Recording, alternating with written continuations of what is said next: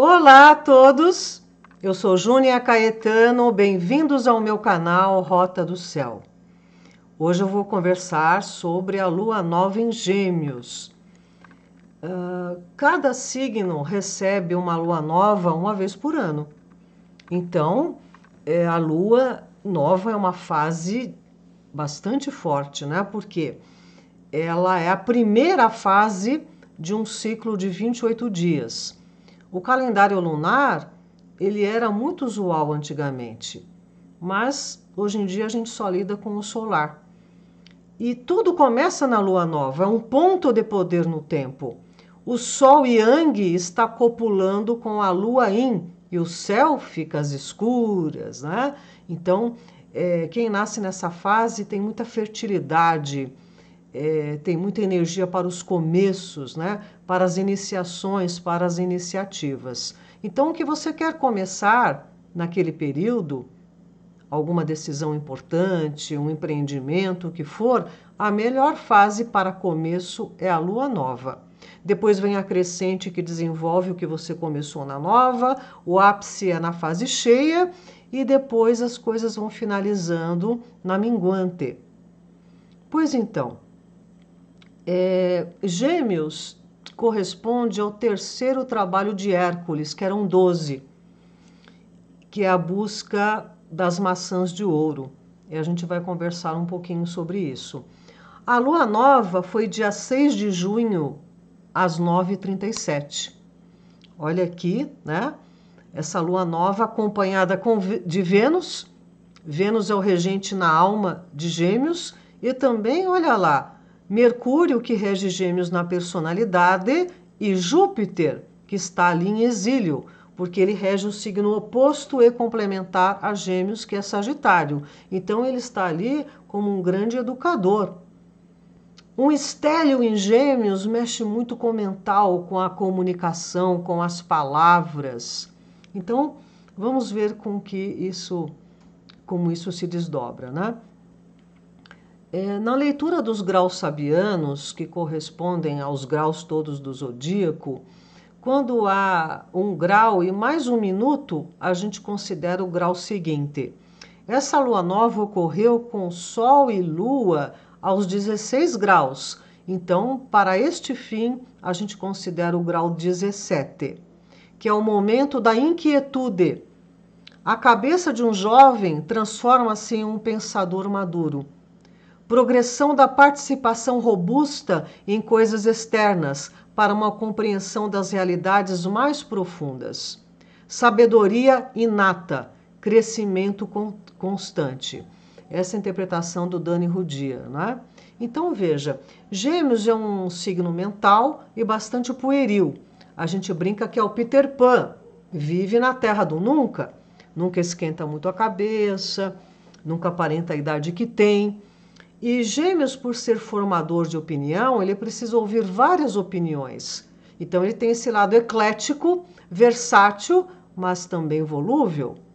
Então, esse grau indicando a necessidade da maturidade no pensamento. E veja aquele estélio lá em Gêmeos, né, que é o planeta da expressão, que é o signo e corresponde também com a casa da expressão, do entendimento, do ouvir, porque a comunicação tem duas vias, é o falar e o ouvir. Pois então, como eu disse, né, enfatizando muito esse lado da comunicação, das palavras. E o Dia dos Namorados, dia 12 de junho, vai ter Vênus ali em Gêmeos também. Gêmeos é um signo do flerte. Gêmeos, para a afinidade amorosa, precisa de afinidade intelectual. Não adianta só a beleza, não. A pessoa precisa ter o que conversar antes, durante e depois do sexo. Se sente seduzida por boas palavras, por uma afinidade intelectual, sabe? E também Mercúrio estará em Gêmeos. Tá? Então, os dois regentes ali. Então é muito bom para colocar as cartas na mesa, também lidar com a leveza, não é? Com a coisa mais solta do namoro, da paquera, do flerte, né? Agora, Vênus tem muito a ver com a glândula timo, que em grego quer dizer energia vital. Timidez, íntimo, intimidar, tudo isso tem a ver com a timo. A ciência comprovou que, mesmo estando encolhido após a infância, o timo ainda continua ativo. É um dos pilares do nosso sistema imunológico, juntamente com as glândulas suprarrenais e a medula espinhal. E está diretamente ligado aos sentidos da consciência e da fala. Olha que interessante. Vênus rege timo, Vênus é o regente esotérico de Gêmeos, que tem a ver com a fala, né? Com a expressão, com a articulação do pensamento, né? Com a comunicação. Lembram do Tarzan? Ele batia aqui no timo, afirmando a sua força, o seu brio, né? E ativando também o nosso potencial imunológico. Como uma central telefônica por onde passam todas as chamadas, fazendo as conexões para fora e para dentro. Olha que importância. Eu fico assim, boba de ver como nós não compreendemos isso como seres humanos. E agora, então, indo para essa transição de sapiens sapiens para transhumano, toda essa magia glandular, toda essa conexão que nos coloca em contato com valores sutis, né? A honra, o brio, a força, né? A intimidade, isso não está sendo levado em consideração, né? Então, veja, sentimos, o homem não é mais do que um animal muito inteligente, com cérebro e necessidades físicas, mas sem autonomia moral. Moral e ética estão em desuso, né? Como é que você pauta suas decisões? Isso tem a ver com esse filtro das informações da casa 3 geminiana. Agora, nem tudo são flores, porque Vênus em Gêmeos vai fazer quadratura com Saturno em Peixes. Saturno quadratura Vênus é um aspecto de desafetos. Então, para alguns, o Dia dos Namorados pode ser de desenlace ou de frustração. Quando esses dois planetas estão em quadratura, não é bom para tratamento estético e corretivo, sabe? Não dá um bom resultado.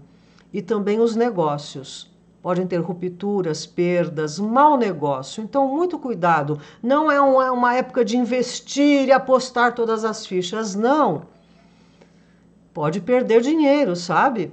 Então, tem que tomar cuidado com o coração, com o amor e também com o dinheiro. Vênus rege a energia monetária e a energia amorosa.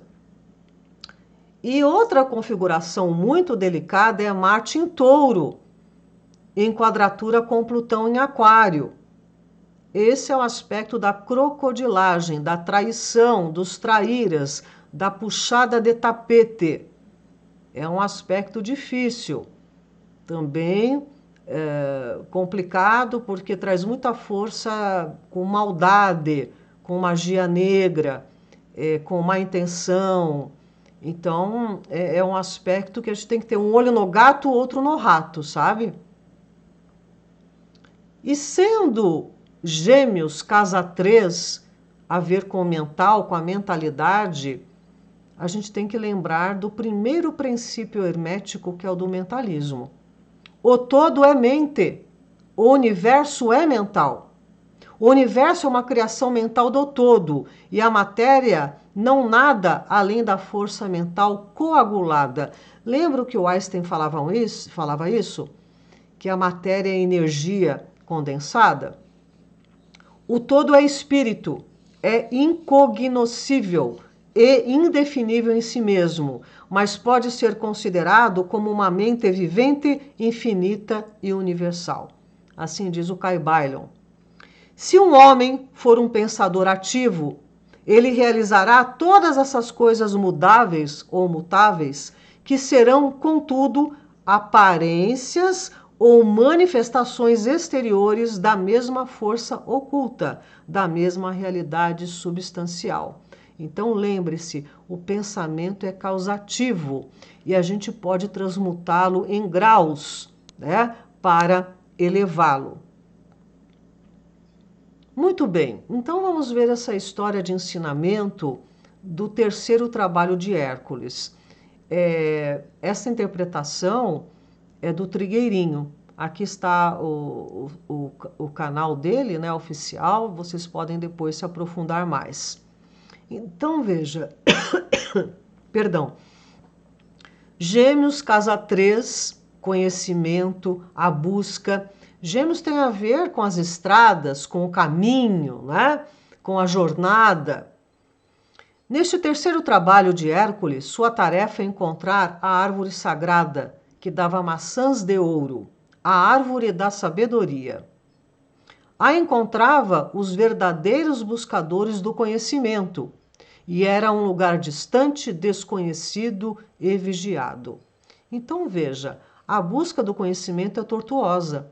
Nós vamos ver todas as batalhas que Hércules atravessou. Inclusive, na jornada, ele acabou se confrontando e eliminando a vida de 2 parentes. E a casa 3 tem a ver com a ala parental. Pois então, quando ele recebeu essa tarefa, ele foi pedir ao seu instrutor que lhe indicasse o caminho. E ele lhe disse: "Não é assim, meu filho. O caminho é longo e a árvore muito bem guardada. 3 virgens a protegem, e um dragão de 100 cabeças protege as virgens e a árvore. Proteja a si mesmo contra forças que são maiores que você e dos enigmas que são muito sutis para você compreender." E aí, disse também que durante a jornada ele iria passar por 5 testes, 5 provas, que seriam para aperfeiçoar e fazê-lo crescer em consciência. Pois então, Hércules partiu para o norte e foi perguntando daqui, dali, se alguém conhecia a árvore, onde é que estava. Isso mostra um lado geminiano ou do ser humano de buscar as coisas no superficial, né? Achando que apenas uma informação já alcançou o saber. E não é por aí, não é? E daí, depois de muito tempo perdido, ele para lá e para cá, o instrutor enviou um emissário disfarçado, mas Hércules não o reconheceu. Não captou a inspiração que lhe veio de um nível mais elevado. Então, muitas vezes, a gente não ouve o nosso ser interno. A gente não leva em consideração o nosso consentimento interno e fica ali na especulação e se deixando influenciar por o que as outras pessoas pensam e não pelo que você pensa. Então, esse foi o primeiro teste e ele não passou. Daí ele foi para o sul, andando pela escuridão, procurando a árvore no plano físico e se perguntando no que ele estava falhando. Que bom, isso já é um primeiro passo, né? Se questionar, pensar, rever estratégia, reunir subsídios. Nisto surge uma serpente que o fica rodeando por muito tempo e depois se afasta. Mas Hércules sente que ela pode voltar. Foi o segundo teste, que mostra a tendência de buscar as coisas superficialmente, na aparência. Se a busca fica no nível do plano físico, a serpente o faz acreditar que a busca do conhecimento é no plano concreto da vida. E, na verdade, a busca do conhecimento é nos planos mais sutis, elevados e espirituais.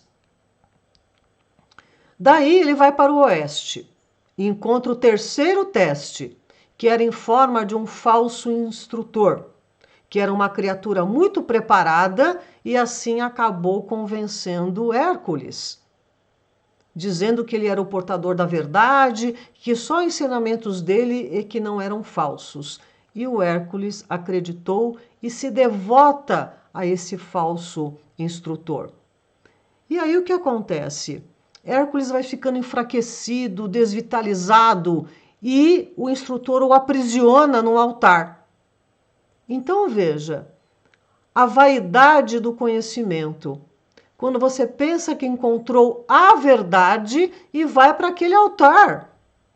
E não se demove de um erro de pensamento, ou de uma decisão, ou de uma palavra mal dada. Fica ali naquela redoma, agarrado a uma pseudo-verdade. Daí, Hércules, amargurado, ouve o seu instrutor interno dizendo: a verdade está dentro de você. Existe um poder superior na grande força e sabedoria, porém dentro de você mesmo. Volte-se para o seu ser interno e evoque a fortaleza que é o poder do qual você tem direito por herança divina. E aí, Hércules, tomado dessa força, ele se liberta das correntes e vai embora em busca das maçãs de ouro.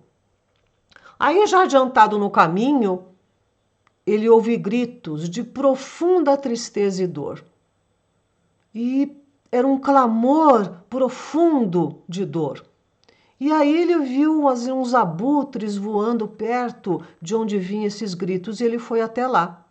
Ao chegar, ele vê Prometeu, que roubou o fogo dos deuses, né, do conhecimento, para dar à humanidade. Neste momento, vendo aquele sofrimento, Hércules esquece até da sua busca e se dedica a libertar Prometeu, a curar a sua ferida. Zeus, furioso com Prometeu, porque ele quis levar o conhecimento à humanidade, o aprisionou num penhasco acorrentado com seu fígado exposto. O fígado é um órgão que regenera muito facilmente. E de dia os abutres bicavam o fígado, de noite esse fígado se recuperava. Olha que tortura, né? E Hércules liberta Prometeu. E depois de um tempo, ele volta para sua jornada. Esse tempo que ele se dedicou na ajuda não é perdido. Ao contrário, tem uma alta conta, porque ele se dedicou a um serviço com S maiúsculo. Bem, então ele continua a jornada e um peregrino diz que ele está bastante próximo e indica a direção da árvore da sabedoria. Mas, quando ele vai se aproximando dessa direção indicada, quem ele encontra é um homem carregando o peso do mundo, que é Atlas. E ele vê toda a dor e angústia e sofrimento no rosto desse Atlas. E ele também, esquecendo da sua própria busca, oferece ajuda a Atlas. E no momento que ele pega o peso das dores do mundo, Atlas livre vai até a árvore da sabedoria e traz as maçãs de ouro para Hércules. E ambos se livram desse jugo. Então vejam, né?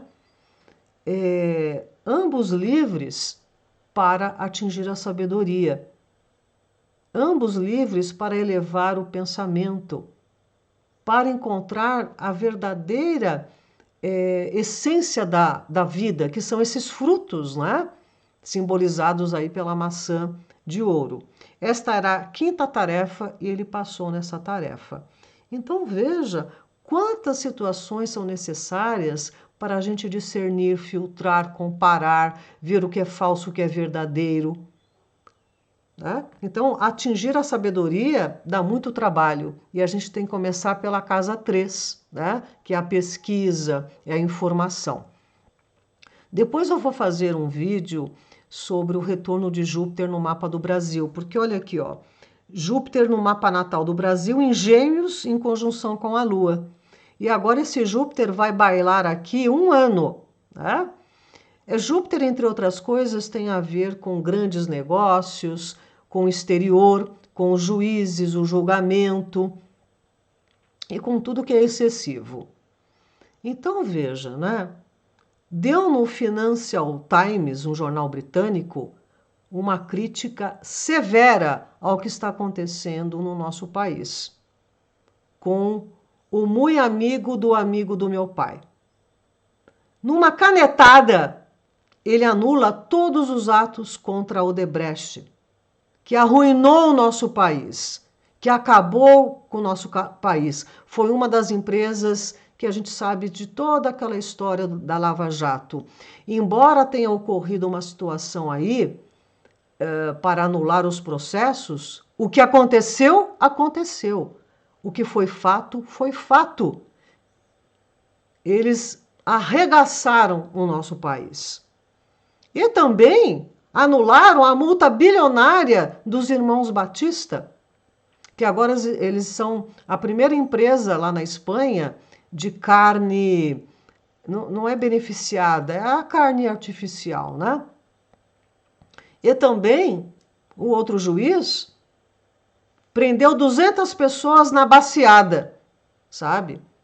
Gente, as coisas estão acontecendo de uma maneira tão absurda. Essa história do arroz. Vocês sabem que o Rio Grande do Sul, ele teve uma colheita quase recorde. Chegou a 83%. Não está faltando arroz. E aí, numa canetada, o governo decide, para baixar o preço do arroz, que está muito alto, importar arroz. E um arroz asiático, que não é o mesmo que a gente come, porque o arroz deles é meio papa, eles comem com pauzinho, a gente sabe disso. Não tem falta de arroz. Para que gastar bilhões nessa importação, se isso pode ser colocado em outras prioridades? O que está acontecendo? Então, esse Júpiter na casa 4 do Brasil não será só flores, não, sabe? Bem, então eu encerro aqui para a gente compreender melhor essa questão dessas maçãs de ouro, né? Como se diz aqui, como maçãs de ouro em salvas de prata, assim é a palavra dita a seu tempo, já diz Salomão. Então, o que a gente precisa compreender, não é, com essa lua nova em Gêmeos? É essa questão da palavra, do pensamento. Não vamos nos furtar dessa faculdade humana que nós temos de raciocinar, pensar, refletir, comparar e discernir. Então, que a gente preste bastante atenção no que está acontecendo no nosso país e no nosso planeta, sobretudo com relação à agricultura.